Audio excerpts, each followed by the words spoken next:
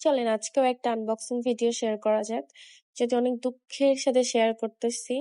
আমি যখন ওপেন করি তখনও আমি জানতাম না যে আমি এত বড় একটা ধোঁকা খাবো। কারণ আমি অর্ডার করেছি একটা, হাতে পাইলাম আরেকটা।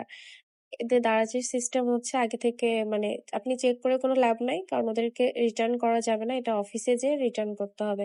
এটা কোনো পলিসি হলো? যাই হোক এজন্য আমি ওনাদের সামনে এখন আর চেক করি না। কারণ যেহেতু চেক করে কোনো লাভ হয় না, আমাকে প্রোডাক্টটা নিতে হয়। তারপর হচ্ছে আমাকে অফিসে যেয়ে এটাকে রিটার্ন করতে হবে। যাই হোক আমি ওপেন করে আমি এতটা কষ্ট পেয়েছি কারণ আমি সেম জিনিস ২ টা পাঠিয়েছি। একে তো আমি এটা অর্ডারই করি নাই। তারপরেও যদি সে আমাকে ২ টাইপের ২ টা জিনিস দিত তাও আমি মেনে নিতাম যে ঠিক আছে, ভালো লাগছে। একই জিনিস আমি ২ টা কি করব?